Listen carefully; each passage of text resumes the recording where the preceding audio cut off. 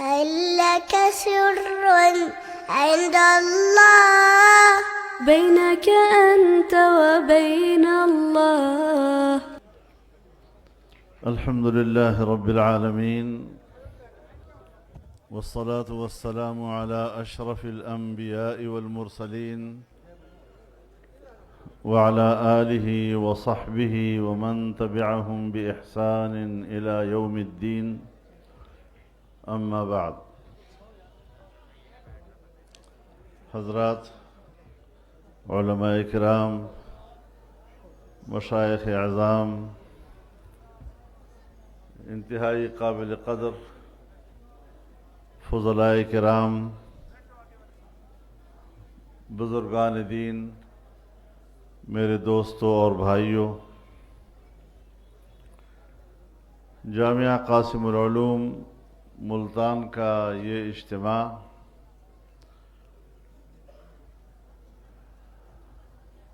اپنے فضلاء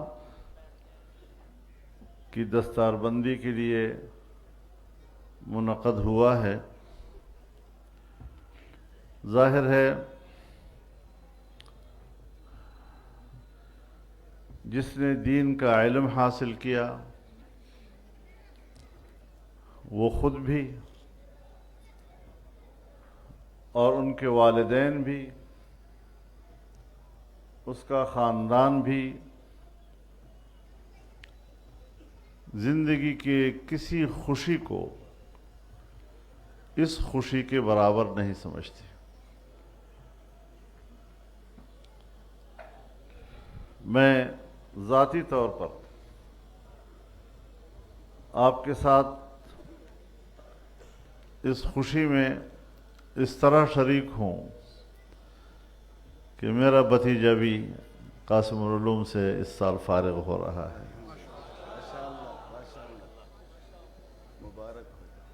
اللہ تعالیٰ ان کے اور آپ سب کے علم و عمل میں برکت نصیب فرمائے۔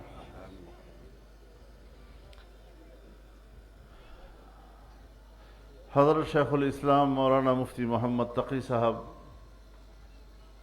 دامت برکاتہم العالیہ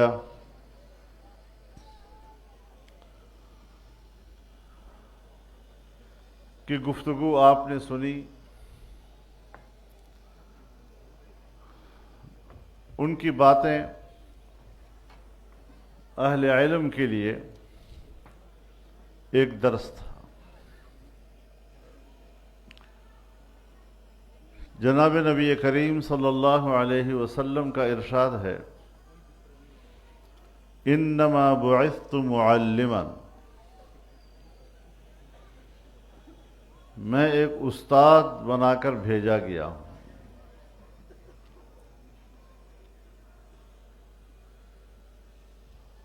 اور پھر آپ ہی نے فرمایا صلی اللہ علیہ وسلم، بعثت لأتمم مکارم الاخلاق،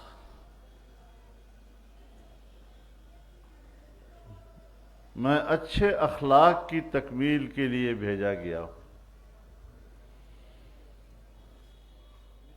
تو ایک حیثیت میں آپ معلم تھے اور دوسری حیثیت میں آپ مربی تھے۔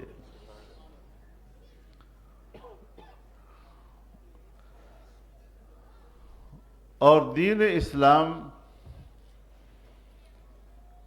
علم و عمل کا نام ہے۔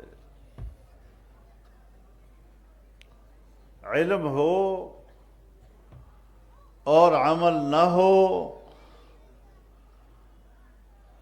تو اس علم کی مثال ایک کھوٹے سکے کی ہے۔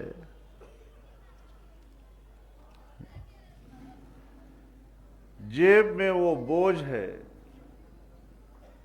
لیکن بازار میں کسی سودا سلف کے قابل نہیں۔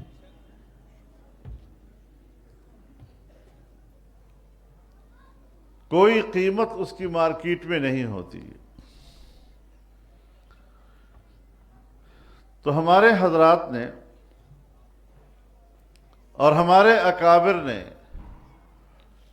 جو مدارس قائم کیے اس میں علم دین کا انتظام بھی تھا اور وہ اس علم کے عملی نمونہ بھی تھے۔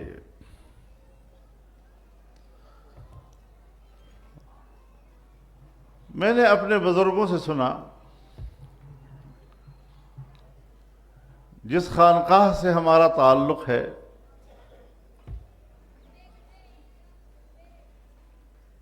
جب دارالعلوم دیوبند کا نام آیا تو ہماری خانقاہ اس سے ناواقف تھی۔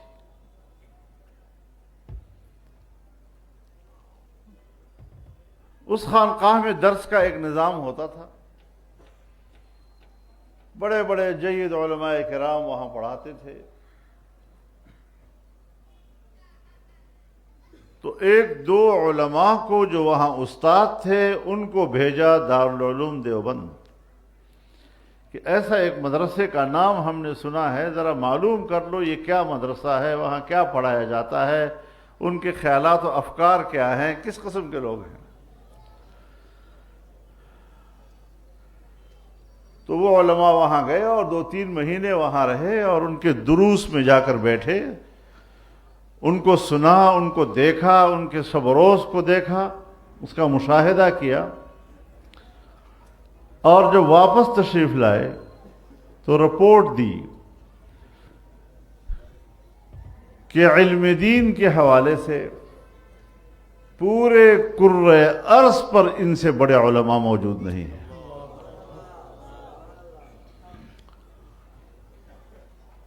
یہ ایک بات کی، اور دوسری بات یہ کی کہ پورے کرۂ ارض پر ان سے زیادہ متبع سنت کسی کو نہیں دیکھا۔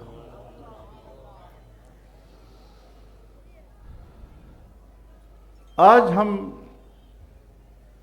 جس علمی درسگاہ میں بیٹھے ہیں، سن 1946 میں کچہری روڈ کے قاسم العلوم کا افتتاح باقاعدہ طور پر حضرت شیخ الاسلام مولانا حسین احمد مدنی نے کیا تھا، اور 1950 میں حضرت والد صاحب رحمہ اللہ قاسم العلوم میں آئے، اور ساری زندگی پھر یہاں پر گزاری پڑھاتے پڑھاتے۔ سیاسی مصروفیات نے یقیناً ان کے اس تعلیمی سلسلے کو متاثر کیا، لیکن جب بھی وقت ملا کتاب اٹھا کے درسگاہ پہنچ جاتے تھے۔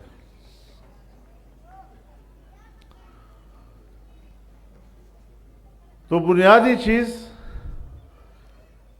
تعلیم ہے اور تربیت ہے۔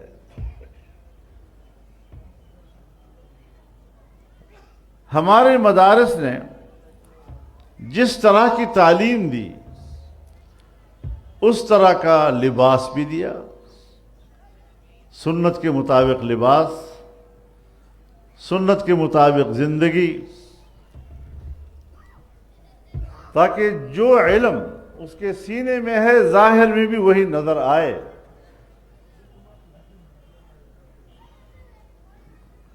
اب لوگوں نے پتہ نہیں کیا کیا نام دے دیے اس مولوی صاحب کی قسمت میں، بس ہر طرف سے آوازیں ہیں، ان پر کسے جا رہے ہیں، لیکن دنیا بھی یہ جان گئی ہے کہ ہم بھی بڑے ڈھیٹ ہیں۔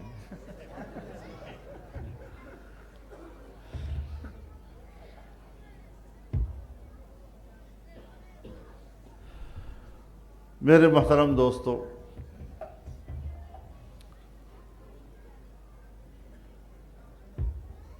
ان مدرسوں میں جو تعلیم دی جاتی ہے، یہ تعلیم انسان کی زندگی پہ اثر انداز ہوتی ہے۔ انسان اپنی ذات میں تو بہیمہ ہے، ایک حیوان ہے، لیکن اگر اسے انسانیت کا شرف عطا کرتا ہے اور انسانیت کے عظیم مقام پر اس کو فائز کرتا ہے، تو یہ علوم ہے جو یہاں پڑھائے جاتے ہیں۔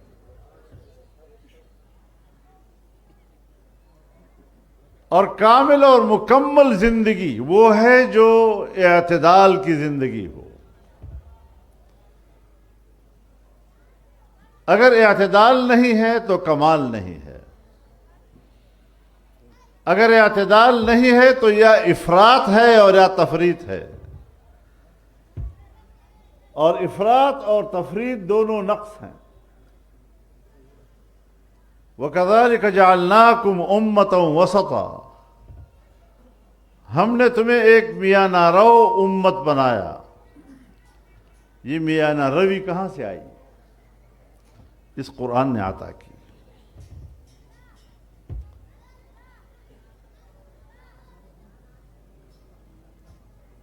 اب ہمیں کہا جاتا ہے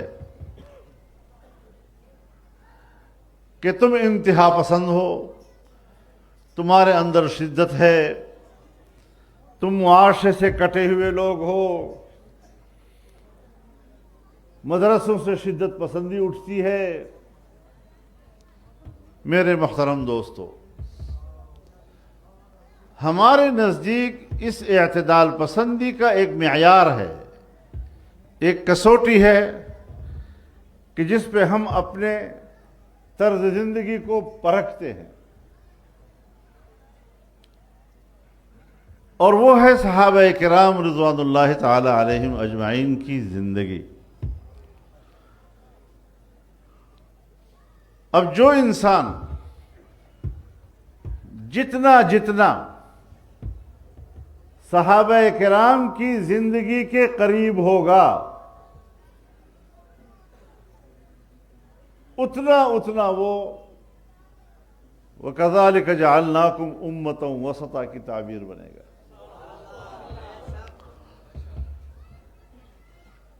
اور جتنا صحابہ کرام کی زندگی سے وہ دور ہوگا،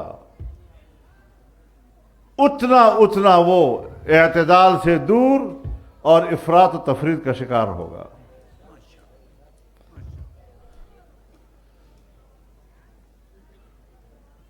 یہ علم جب نہ تھا، جناب رسول اللہ صلی اللہ علیہ وسلم مبعوث نہیں ہوئے تھے، اس شریعت کی رہنمائی حاصل نہ تھی، تو اس زمانے کو ہم زمانہ جاہلیت سے تعبیر کرتے ہیں، حالانکہ دنیوی فنون تو اس وقت بھی تھے، دنیا کمانے کے طریقے تو ان لوگوں کو بھی آتے تھے، لیکن اس کے باوجود ہم اس سے پہلے کے دور کو دور جاہلیت کہتے ہیں۔ سو پھر آج بھی جن لوگوں نے قرآن و حدیث پڑھا، فقہ کے علوم حاصل کیے، اس کے مطابق اپنی زندگی بنائی، تو آج بھی اگر معاشرے کا معتدل طبقہ ہے تو انہی کو کہا جائے گا، لیکن یہ ضروری ہے کہ تربیت ہونی چاہیے۔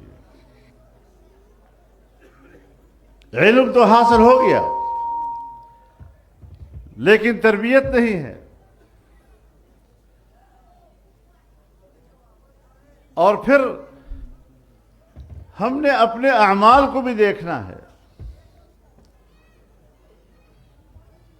ہمارا عمل اس علم کے مطابق ہے یا نہیں؟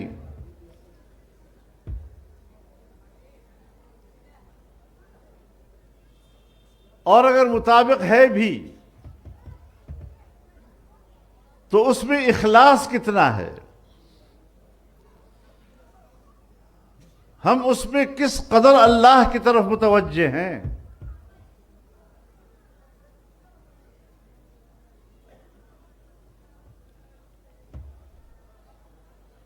میرے محترم دوستو، اللہ رب العزت فرماتے ہیں فمن كان يرجو لقاء ربه فليعمل عملا صالحا.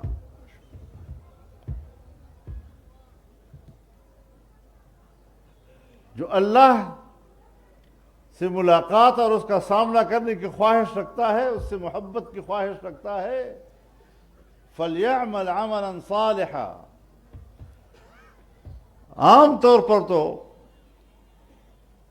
اللہ رب العزت کی عادت یہ ہے کہ پہلے توحید کی بات کرتا ہے، شرک سے روکتا ہے، ایک اللہ کی اطاعت کی بات کرتا ہے، پھر اس کے بعد عمل صالح کی بات کرتا ہے. لیکن یہاں پر تو اللہ تعالیٰ نے عمل صالح کا ذکر پہلے کیا اور شرک کی نفی بعد میں کی. اس شرک سے کیا مراد ہے؟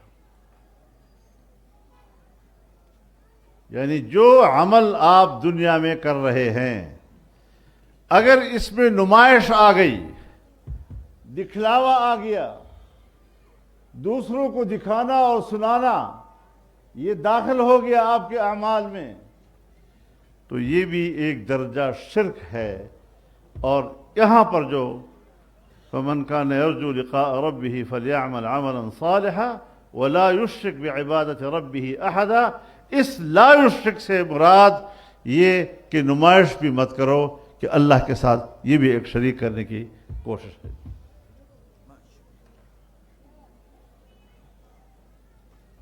تو میرے محترم دوستو، آج ایک بار پھر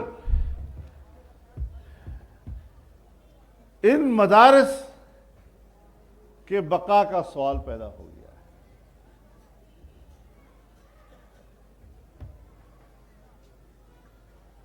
عالمی اسٹیبلشمنٹ ہو یا ہماری داخلی، مدرسے کے خلاف ان کی سوچ میں، ان کی پالیسیوں میں تسلسل ہے. حکمران گزرتے ہیں، ان کے درمیان اقتدار کی جنگ تو ہوتی ہے، لیکن پالیسیوں کا تسلسل اگر برقرار ہے تو ہمیں تمہارے اقتدار کی جنگ میں کیا دلچسپی ہے؟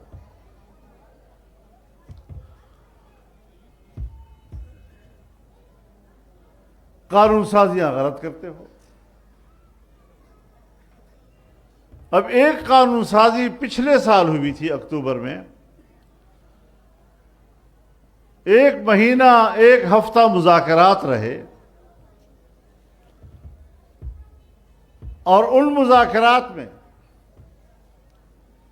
اس ترمیم پر اتفاق ہوا. ہم نے کیا کامیابیاں حاصل کی اس میں دسمبر 2027 تک، 31 دسمبر 2027 تک سودی نظام ختم کر دیا جائے گا.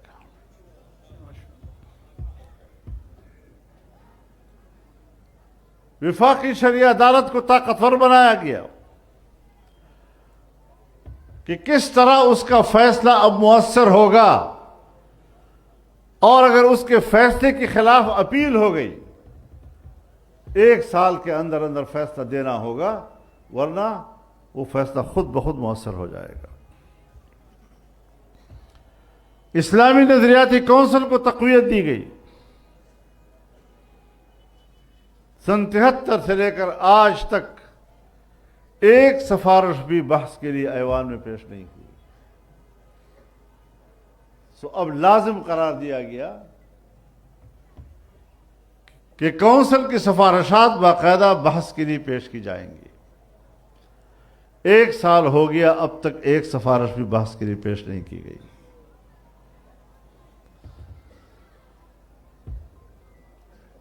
دینی مدارس کے رجسٹریشن کے لیے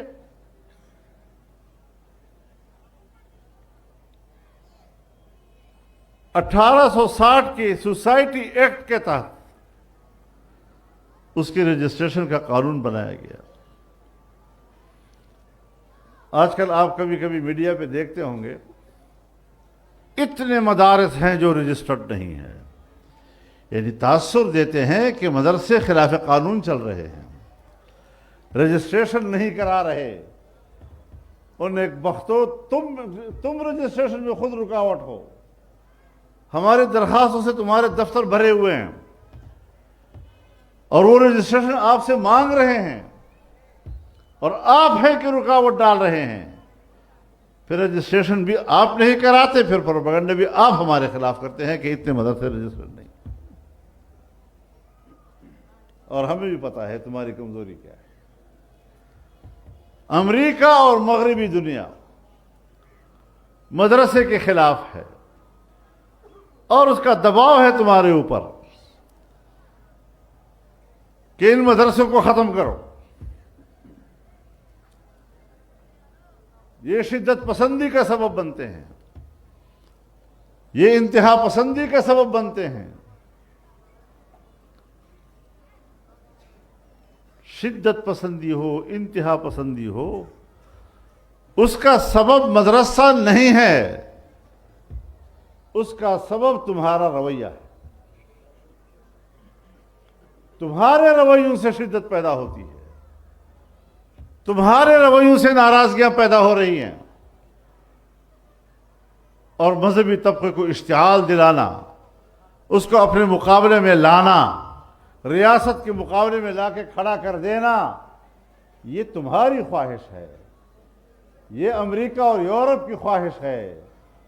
اور الحمدللہ جمعیت علماء اسلام نے بھی اور وفاق المدارس العربیہ نے بھی اور تمام اتحاد مدارس نے بھی آپ کی اس خواہش کو ناکام بنایا ہے۔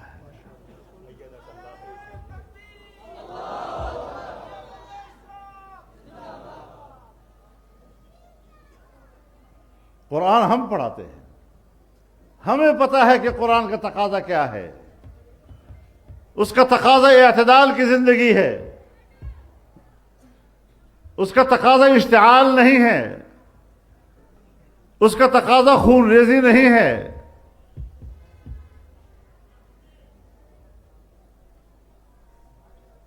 تو جیسے کہ مولانا تقی عثمانی صاحب نے فرمایا کہ اس عمل سے ہمیں نفرت ہے، اگر کوئی کرتا ہے مدارس اس کی ذمہ دار نہیں ہے، علماء نہیں ہے، ہم متفق ہیں اس بات پر کہ ریاست کے خلاف ہتھیار نہ اٹھایا جائے، لیکن ریاست بھی تو بندے دا پتر بنے نا۔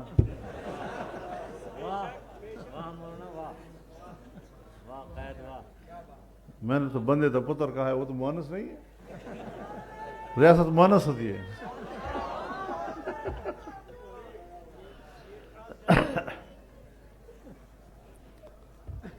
تم اپنے رویوں میں تبدیلی لاؤ، خیر خیریت ہے، کوئی مسئلہ نہیں ہے۔ ہم نے ہر بات کے لیے مذاکرات کی بات کی ہے، آؤ بات کرتے ہیں، یا ہماری بات سمجھو، اگر دلیل قوی ہے مانو اس کو، یا پھر اپنی بات کہو ایسی کہ جو ماننے کے قابل ہو۔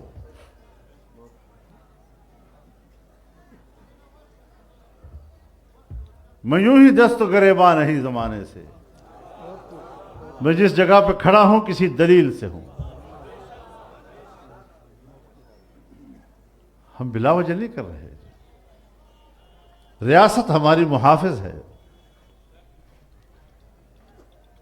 پھر میں اس سے خطرہ کیوں محسوس کرتا ہوں؟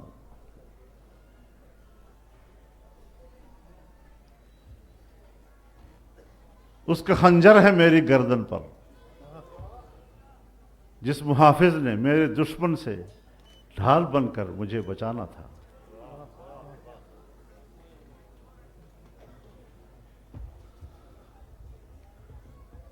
ہم ریاست سے توقع رکھتے ہیں کہ وہ اعتدال کی طرف آئے۔ مدرسوں کے خلاف انتہا پسند تم ہو، مدرسہ آپ کے خلاف انتہا پسند نہیں ہے۔ مدرسوں کے خلاف تمہارے رویے غلط ہیں،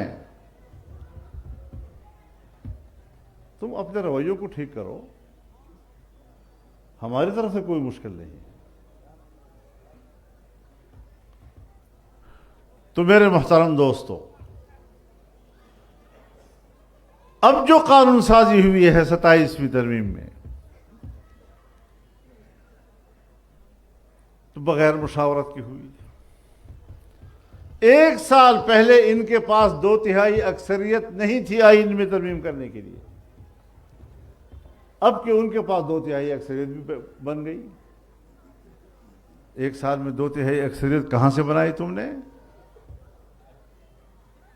ممبر تو تمہارے پاس نہیں تھے، تم تو جمعیت کے ووٹوں کے محتاج تھے۔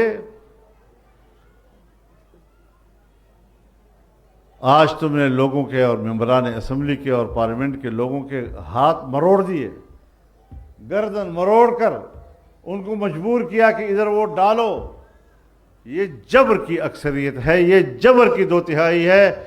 جبر کی 2/3 کو ہم جمہوریت تسلیم کرنے کے لیے تیار نہیں۔ جبر کی بنیاد پر آئینی ترمیم کو قبول کرنے کو تیار نہیں ہے، جبر کی بنیاد پر قانون سازی کو تسلیم کرنے کو تیار نہیں ہے۔ اب انہوں نے جو قانون سازی کی ہے، 18 سال سے کم عمر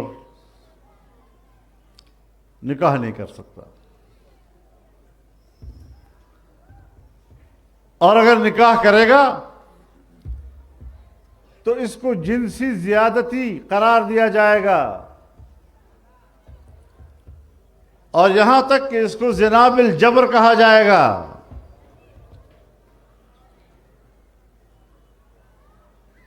اور کسی زمانے میں انہوں نے قانون پاس کیا تھا آئین میں ترمیم کر کے حقوق نسواں کے نام سے، جس میں انہوں نے زنا کے لیے راستے کھولے تھے۔ اب اس اسلامی جمہوریہ اور اس حکمرانوں پر ہم کیا کہیں؟ افسوس ہوتا ہے کہ اسلامی جمہوریہ کا حکمران وہ زنا کے لیے تو آسانیاں پیدا کرتا ہے، لیکن حق حلال نکاح کے لیے مشکلات پیدا کرتا ہے، اور پھر کہتا ہے اگر یہ جرم کر بھی لیا، 18 سال سے پہلے نکاح ہو گیا، اب وہ نکاح جنسی زیادتی بھی کہلائے گی، زنا بالجبر کے بھی کہلائے گا، لیکن اگر اس سے اولاد ہو گئی تو اولاد جائز کہلائے گی۔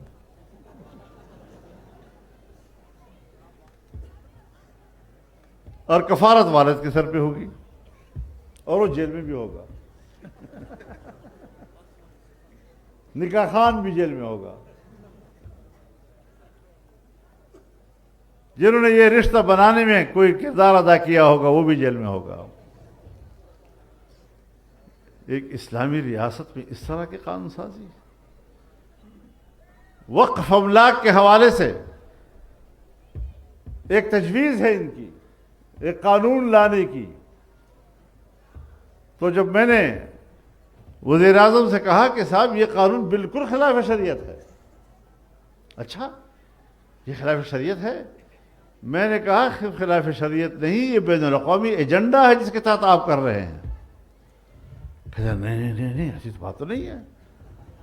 اور میں نے کہا پرسوں انڈیا کے پارلیمنٹ میں یہ قانون پیش ہوا ہے، تمہارے قانون اور اس قانون میں کچھ فرق نہیں ہے سوائے اس کے کہ وہاں پر آل انڈیا لکھا ہوا ہے، یہاں پر پاکستان لکھا ہوا ہے۔ پوری عبارت اس قانون کی اور آپ کے قانون کی ایک جیسی ہے۔ تو وہاں پر بھی جو علماء ہیں وہ اس پہ تنقید کر رہے ہیں کہ وقف املاک کے بارے میں آپ یہ قانون پاس نہیں کر سکتے۔ تو وہاں کی حکومت اگر زبردستی جبر کرتی ہے، وہ تو سیکولر اسٹیٹ ہے، ہم جو اسلامی قانون کے پابند ہیں وہ کیا جرم کر رہے ہیں، کیوں ایسا کر رہے ہیں؟ انہوں نے اسمبلی میں اقلیتوں کے لیے ایک کمیشن بنانے کا قانون لائے،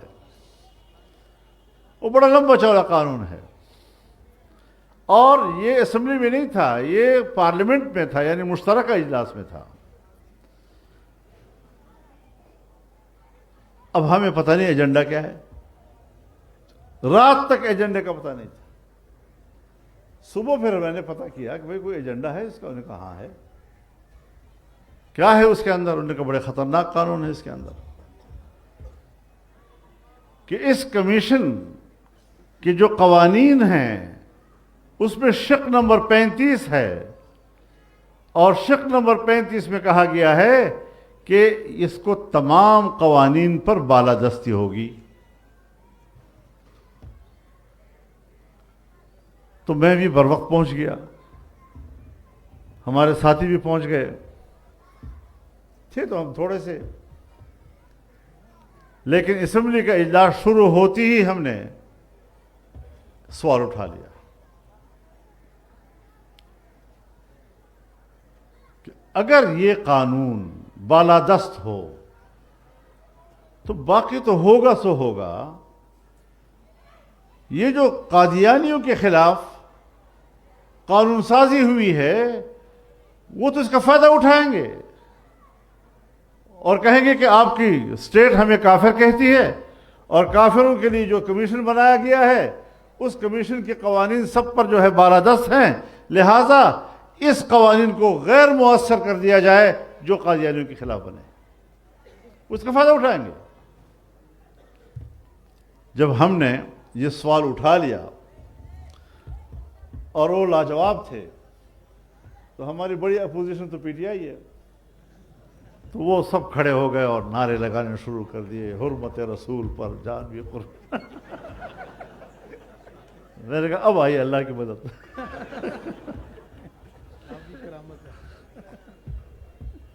اور ان کو واپس لینا پڑا. حضرت یہاں تک اس کمیشن کو اختیار دیا گیا تھا کہ یہ کسی بھی مسئلے کا از خود نوٹس لے سکے گا, از خود نوٹس سو موٹو کر سکے گا.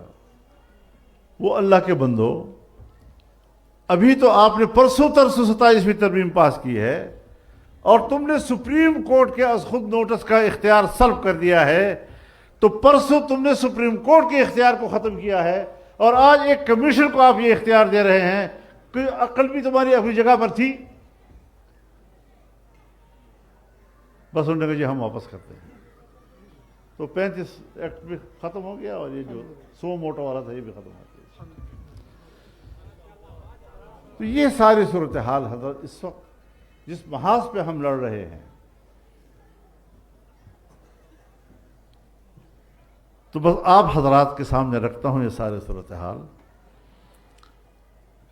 کہ اس وقت جمعیت علماء اسلام کی پشت کو مضبوط بنانے کا وقت ہے.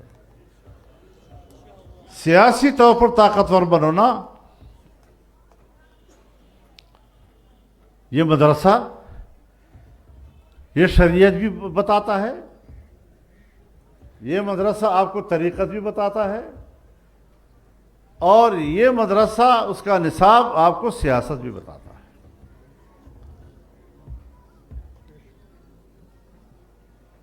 یہ تینوں چیزیں بر وقت نہ ہوں تو پھر انسان نامکمل رہ جاتا ہے. اب سیاست کا شعبہ ہم نے دین سے نکال دیا ہے, جیسے یہ دین کا حصہ ہی نہ ہو. اور رسول اللہ صلی اللہ علیہ وسلم فرماتے ہیں کہ بنی اسرائیل کی سیاست انبیاء کیا کرتے تھے. کل ما ہلک نبی خلفہ آخر ولا نبی بعدی. ایک نبی جاتا تھا, دوسرا سیاسی نظام سنبھالتا تھا, اور میں آخری نبی ہوں, سیاسی نظام اب میرے ہاتھ میں ہے. وسیکون بعدی خلفاء, میرے بعد خلفاء آئیں گے, نبی نہیں آئے گا. اب اس اعتبار سے جو ہم آپس میں مولوی صاحبان بھی, یہ ختم نبوت کا مسئلہ بالکل غیر سیاسی مسئلہ ہے, سیاست سے بالا تر ہے, آؤ اس ختم نبوت کے مسئلے پہ اکٹھے ہو جائیں. بھئی آپ ضرور یہ بات کریں, ہمیں آپ کی اس بات سے اختلاف نہیں ہے, لیکن رسول اللہ صلی اللہ علیہ وسلم نے لا نبی بعدی سیاست کے ذہن میں فرمایا, اور پھر انبیاء کا عمل بتلایا. اور آپ حضرات ہیں جو روزانہ پڑھاتے ہیں العلماء ورثۃ الانبیاء, علماء انبیاء کے وارث ہیں. ان الانبیاء لم یورثوا دینارا ولا درہما بل ورثوا العلم. تو جو انبیاء کے ہم وارث ہیں اور ان کی ذمہ داری سیاسی تھی, ملک کا تدبیر و انتظام تھا، لوگوں کے حقوق کا تحفظ تھا، امن کا قیام تھا، معاشی خوشحالی تھی، تو پھر ہم نے اس کو اپنی زندگی سے کیوں باہر کر دیا؟ اس محاذ پر ہم انبیاء کے وارث کیوں نہیں بن رہے؟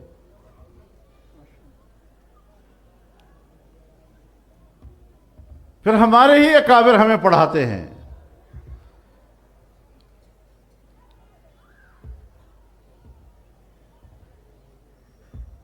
کہ اللہ تعالیٰ نے دین کو کامل اور مکمل دین بنایا، الیوم اکملت لکم دینکم۔ اب یہ اکمال دین باعتبار تعلیمات و احکامات کے ہے۔ وَأَتْمَمْتُ عَلَيْكُمْ نِعْمَتِي، اور اپنی نعمت تم پر تمام کر دی۔ اب اتمام نعمت، اس کا خارج میں مصداق کیا ہوگا؟ اس کا خارج میں مصداق اس کامل مکمل دین کا اقتدار اور اس کی حکومت ہے۔ یہ اس کا کامل نقشہ ہے۔ ہمارے اکابر نے اس پر بالکل صراحت کے ساتھ آپ کو پڑھایا، بتایا، لیکن اب ہم ہیں کہ ہم نے نصاب سے یہ چیزیں نکال دی، ہمیں کوئی نہ پڑھا رہا ہے نہ سکھا رہا ہے۔ حضرت یوسف علیہ السلام کی قمیص لائی گئی اور یعقوب علیہ السلام کے چہرے پہ ڈالی گئی اور بینائی واپس آ گئی، تو پہلا سوال کیا کہ یوسف کو کہاں چھوڑا ہے؟ این ترکت یوسف؟ تو اس نے کہا ملک مصر کا بادشاہ بن گیا۔ پھر پوچھا علی ای دین ترکت، آپ نے کس دین پر ان کو چھوڑا؟ تو بتایا کہ ترکتہ علی دین الاسلام، کہ میں نے دین اسلام کو نافذ کرتے ہوئے ان کو دیکھا ہے اور اس حالت میں اس کو چھوڑ کے آیا ہوں۔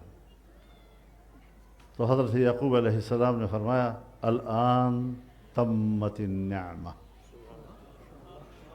اب نعمت تمام ہوئی نا۔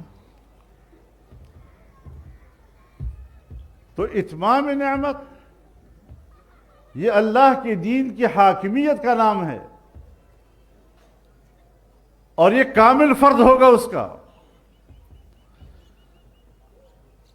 تو جب آپ اقتدار کی بات کریں گے تو آپ کے سامنے فوراً یہ سوال آئے گا کہ بھئی اسلام کس کو قبول ہے؟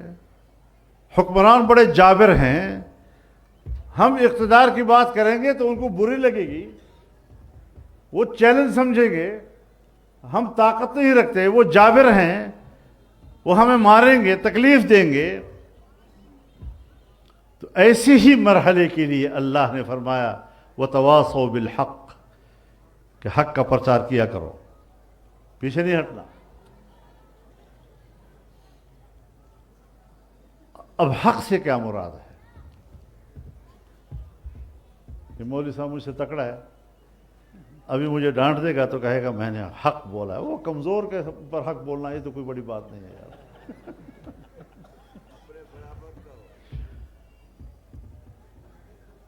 تو حق کو آپ پہچانے، تعرف الاشیاء باضدادها، اس کے ضد کو پہلے سمجھو۔ ضد ہے باطل۔ اب باطل کا فرد کامل کیا ہے؟ وہ ہے باطل کے اقتدار و حکومت۔ تو یہاں پر بھی وتواصوا بالحق کا معنی یہی ہوگا کہ باطل حکمران کے مقابلے میں کلمہ حق کا پرچار کرو۔ اور اس کی دلیل ہے وتواصوا بالصبر، یعنی یہ وہ حق ہے کہ اگر آپ حکمران کے مقابلے میں بولیں گے تو آزمائشیں آئیں گی، تو تکلیفیں آئیں گی۔ تو انبیاء کرام پر یہ تکلیفیں آئیں، اور الانبیاء اشد بلاء، سب سے زیادہ آزمائشیں انبیاء پہ آئیں، ثم الامثل فالامثل، اس کے بعد جو ان کی زندگی میں قریب رہا ہے۔ تو علماء کرام ہی تو کہتے ہیں کہ العلماء ورثۃ الانبیاء۔ تو پھر ظاہر ہے کہ حق بولو گے، حکمران کے مقابلے میں بولو گے تو آزمائشیں آئیں گی، تکلیفیں آئیں گی، اور اسی لیے اللہ نے فرما دیا وتواصوا بالصبر، کے ساتھ ساتھ صبر و استقامت بھی پرچار کرو اس کا۔ یہ بھی لوگوں سے کہو کہ آزمائشیں آئیں گی، ڈٹ جاؤ، کھڑے رہو. سو اللہ سے آزمائش مانگو نہیں، کیونکہ رسول اللہ صلی اللہ علیہ وسلم فرماتے ہیں صلی اللہ العافیہ، اللہ سے عافیت کا سوال کیا کرو.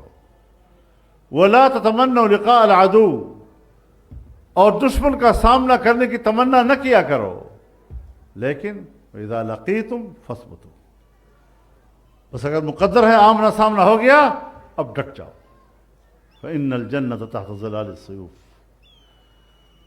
سو اس اعتبار سے آج یہ فضلاء کرام مدارس سے فارغ ہونے کے بعد ان کی کیا ذمہ داریاں ہیں. یہ رسول اللہ صلی اللہ علیہ وسلم کی امت ہے. کیا صحابہ کرام گھروں میں بیٹھے رہے؟ کنتم خیر امت اخرجت للناس تأمرون بالمعروف وتنہون عن المنکر. اس کے لیے تو میدان میں پھر نکلنا ہوگا. اور آج ہم جس کو عالم اسلام کہتے ہیں اس کے حدود وہی ہیں جہاں تک صحابہ کرام پہنچے تھے. ہم نے کمی تو کی ہوگی لیکن اضافہ نہیں کیا.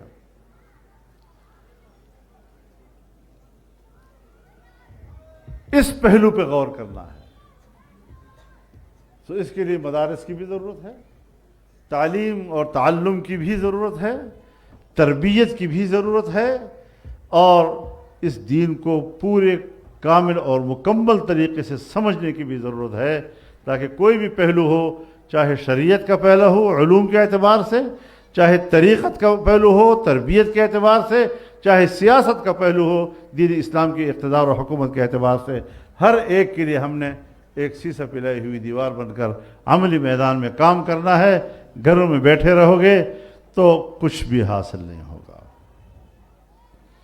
تو اللہ تعالیٰ ان تمام فضلاء کرام کو ان کے علوم میں اللہ برکت نصیب فرمائے. ہمارے استاد حضرت شیخ مولانا عبدالحق صاحب رحمہ اللہ، وہ جب ہم فارغ ہو رہے تھے تو نصائح کر رہے تھے تو فرماتے تھے کہ آج تم نے پگڑی باندھ لی اور یہ خیال کر لیا کہ اب میں عالم بن گیا ہوں، سو تم عالم نہیں بنے، اب تمہارے اندر عالم بننے کا استعداد پیدا ہو گیا ہے. اس کے بعد اگر آپ عالم بننا چاہیں تو اب آپ بن سکتے ہیں. تو دین کو سمجھنا اور وحی کو سمجھنا اور پھر دوسرے کو سمجھانا اور اس طریقے سے اس کی حفاظت کرنا اور اس کو مقامی اقتدار تک پہنچانا، اس کے لیے جدوجہد کرنے کی ضرورت ہے. گھر بیٹھے بیٹھے یہ چیزیں حاصل نہیں ہوتی.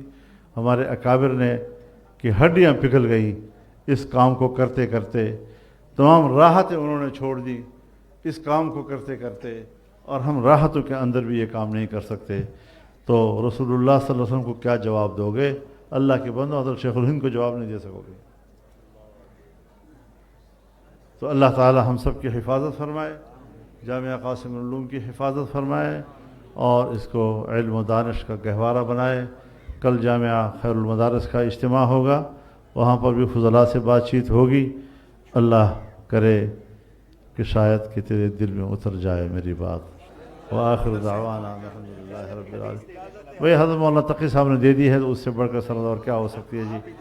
میری بھی سند وہی ہے تقریباً جو ہمارے علماء کرام کی ہے مدرسوں میں، اور یہی سلسلہ جو حضرات دیوبند علماء دیوبند کا ہے. بس علماء دیوبند کی تشریحات کے مطابق پڑھاؤ تو اجازت ہے ورنہ نہیں ہے.